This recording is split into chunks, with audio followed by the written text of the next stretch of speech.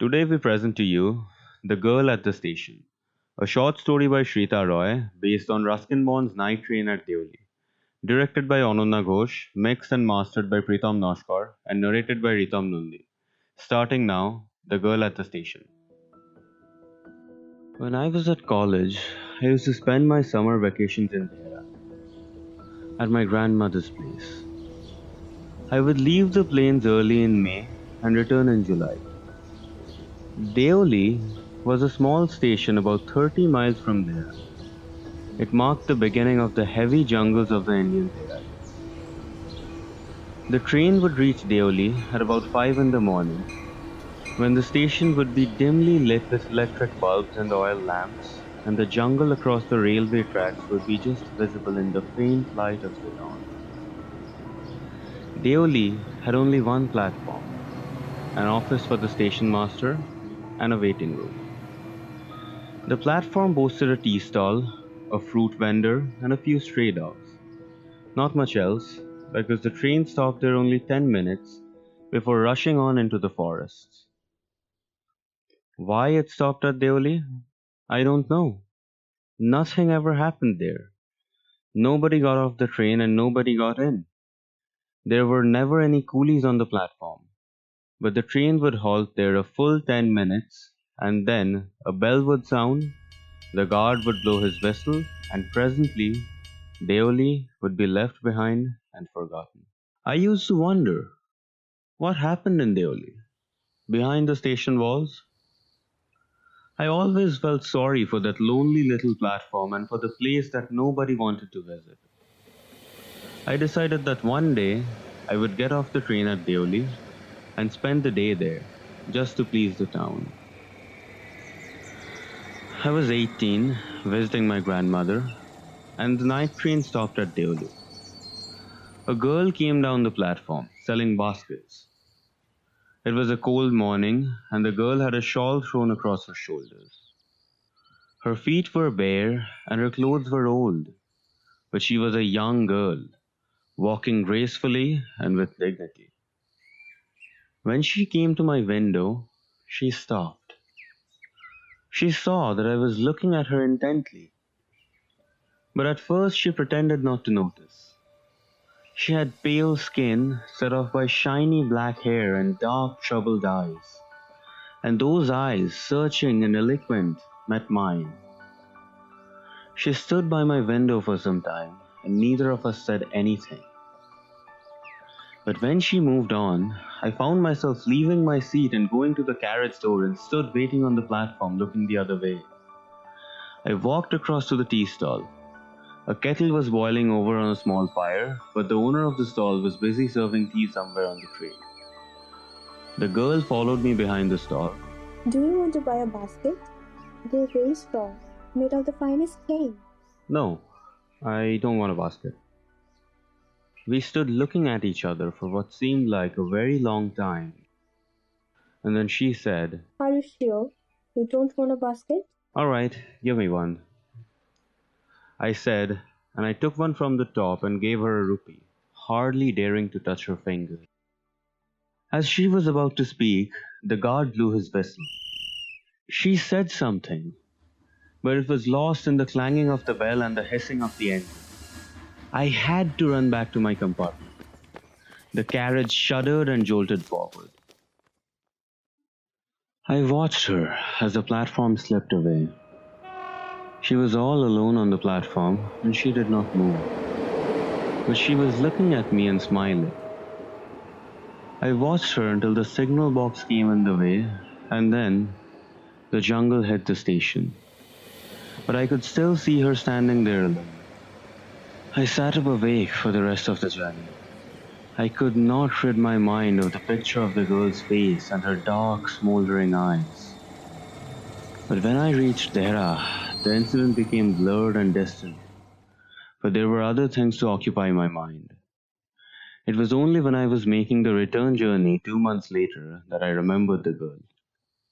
I was looking out for the girl as the train drew into the station, and I felt an unexpected thrill when I saw her walking up the platform. I sprang off the footboard and waved to her. When she saw me, she smiled. She was pleased that I remembered her. I was pleased that she remembered me. We were both pleased. And it was almost like a meeting of old friends. She did not go down the length of the train selling baskets, but she came straight to the tea stall. Her dark eyes were suddenly filled with light. We said nothing for some time, but we couldn't have been more eloquent. I felt the impulse to put her on the train there and then and take her away with me. I could not bear the thought of having to watch her recede into the distance of Deoli station. I took the baskets from her hand and put them down on the ground. She put her hand out for one of them, but I caught her hand and held it. I have to go to Delhi. I do not have to go anywhere. The guard blew his whistle for the train to leave, and how I hated him for doing that. I will come again. Will you be there? She nodded again, and as she nodded, the bell clanged and the train slid forward. I had to wrench my hand away from the girl and run for the moving train. This time, I did not forget her. She was with me for the remainder of the journey and for long on. All that year, she was a bright, living thing. And when the college term finished, I packed in haste and left for Dehra earlier than usual. My grandmother would be pleased at my eagerness to see her. I was nervous and anxious as the train drew into Delhi, because I was wondering what I should say to the girl and what I should do. I was determined that I wouldn't stand helplessly before her, hardly able to speak or do anything about my feelings. The train came to Deoli, and I looked up and down the platform, but couldn't see the girl anywhere. I opened the door and stepped off the footboard. I was deeply disappointed and overcome by a sense of foreboding. I felt I had to do something. So I ran up to the station master and said, "Do you know the girl who used to sell baskets here?" No, I don't. And you better get on the train if you don't want to be left behind. But I paced up and down the platform and stared over the railings of the station yard. All I saw was a mango tree and a dusty road leading into the jungle. Where did the road go? The train was moving out of the station, and I had to run up the platform and jump for the door of my compartment. Then, as the train gathered speed and rushed through the forest, I sat brooding in front of my window.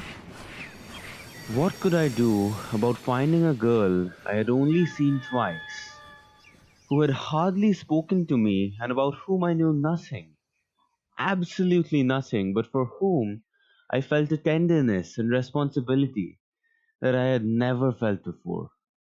My grandmother wasn't pleased with my visit after all, because I didn't stay at her place for more than a couple of weeks. I felt restless and ill at ease, so I took the train back to the plains, meaning to ask further questions of the station master at Deoli. But at Deoli, there was a new station master. The previous man had been transferred to another post within the past week.